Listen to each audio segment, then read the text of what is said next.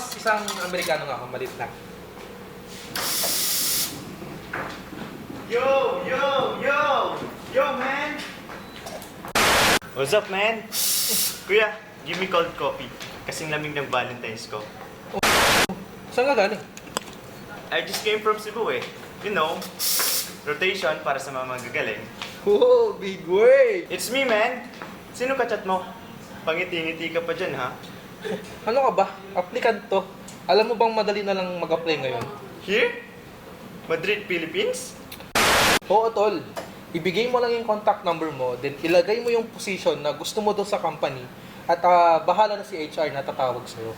Oh, really? Amazing! Nice, man! Anong problema mo? Nice man ka pa dyan. May coffee, man! Faster, faster, man!